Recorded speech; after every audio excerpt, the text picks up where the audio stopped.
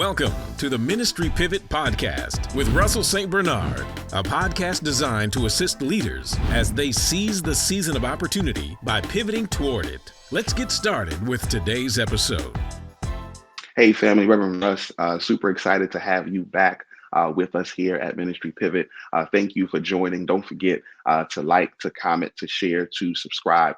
Don't forget to invite somebody to somebody that you know, somebody that you appreciate, somebody that you want to be able to grow and learn. Maybe it's a colleague, maybe it's a friend, maybe it's a family member, to invite them on to Ministry Pivot. Just send this, just text them right now and send them this link wherever you found it so that they can also be inspired, I pray, and knowing that this is their season of opportunity. All we have to do is pivot toward it. We got some new things this year. Super excited about this pivot, though. Wanted to share for a real quick couple minutes. Wanted to share this thought on 5 things that executive leaders can do to help their senior pastors. It's going to be a 2-parter, so I'm only going to do 2 today, and then I'll do another 3 later on. But 5 things that executive leaders can do to help their senior pastor. I've been in executive leadership now for several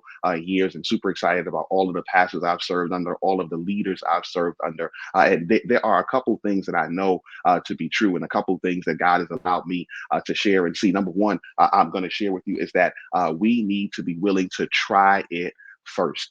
Try it first. I don't know about you, but oftentimes I get so excited about an idea as I'm serving under my senior leader. I get so excited about an opportunity that I want to share with them, and I want to say, and I want to kind of ideate with them. And while I'm sure many senior leaders appreciate that, I'm sure many senior leaders are thankful for that. I'm sure also that they would much rather if we tried it first. We got some benchmarking together. We got some stats together. We got some even test opportunities together to be able to bring them some data and say, hey, what if we did this? And actually, I talked to X, Y, and Z, or actually, I did a small survey, or actually, I read up on this, or actually, I saw this in another area. And we'll talk about that because not just in, I know a lot of leaders who are on here are church leaders and who are leaders inside mission or nonprofits, but there's also business opportunities that we can look at. And again, the big focus and the big purpose, I think, that's important here is as senior leaders, as senior pastors, they are doing a bunch of stuff. Their hand is in several different pots. And so when we come up with an idea, it is super helpful if we vetted the idea first, if we've tried to examine the idea first, if we've tried to give them the pros, give them the cons. If we came not just with the problem, but you got it, also came with a solution. And so the first thing that I really think is important, again, in this short pivot, we're only going to do 2 of them today. We'll do 3 of them the next time. But the first thing that I think is important is if we try it first. Don't come to the senior leader. Don't come to your senior person and say to them, hey, let's think this through together. I know for some of us that may be welcoming. For some of us, we will appreciate that. But I promise you, your senior leader will appreciate it even more if you come to them with a valid option, knowing that you thought through the scenarios, knowing that you thought through some of the pitfalls. Now, this doesn't mean that you don't risk. This doesn't mean that you don't try. This doesn't mean that you don't take opportunities to see if certain things will work or if certain things won't work. This doesn't mean that you don't look at it and say, what if I fail? This doesn't mean any of that. I've talked about that before. We have to be willing to fail in ministry, but also in leadership. We have to be willing for it not to work out the way we want it to work out, but we have to be willing to try. But what I'm saying is that as you're doing this, as you have the bright idea, and you should bring bright ideas, you should bring opportunity. Maybe that's point number 6, but you should bring bright ideas. But my point is, I want you, and I'm sure your senior leader would appreciate it if you tried first. The second thing that we're going to talk about today, and again, we'll deal with the other 3 later on. I'm probably going to write these out. I will write these out in an article that I'll share on ministrypivot.com. But the first one is try first. The second one is be willing to create margin. What do you mean by that, Rev? Glad you asked. Be willing to create margin with all that you have to do. One of the things I encourage and I coach our staff to do, I train and I push leaders to do who are serving under senior leaders, and even senior leaders yourselves, I encourage you to do, is create margin. And you're creating margin, meaning you're creating room.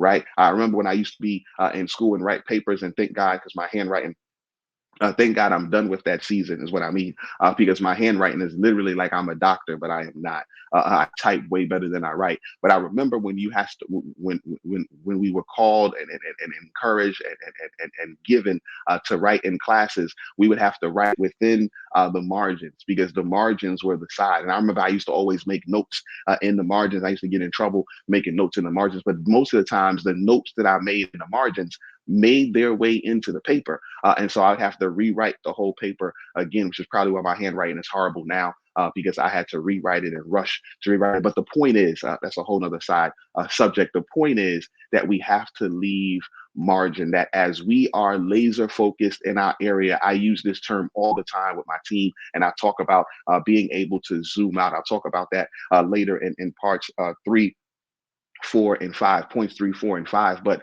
what I want to say here is that you have to create margin. You have to do everything that you know you're supposed to do and do it well enough, but also leave margin for your senior leader to be able to step in. Leave margin for your senior leader to be able to make some pivots, if you will.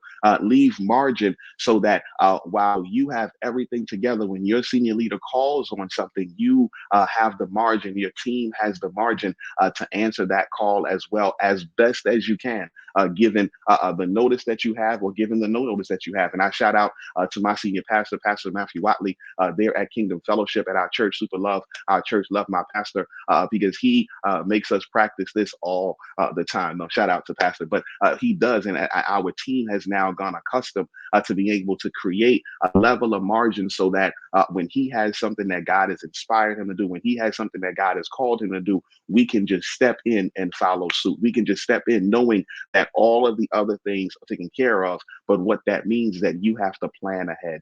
You have to plan ahead really well, and you have to think through the what ifs of scenarios so that you can build in margin. What I'll tell you though is that when you build in margin, you will show yourself to be trustworthy, but not only that, you will show yourself to be effective and to be fruitful in what God has given you. So again, I'm going to do the rest of this in part 2, but there are 5 things that I believe executive leaders can do to support, to help their senior leader. And the first one is that they can try it before they show it. And the second one is that you can create margin, that you can support the bright ideas, that you can support the inspiration, that you can support the creativity that your senior leader may come to you with, and not have to have anything else drop. Again, thank you all for getting onto this real short pivot.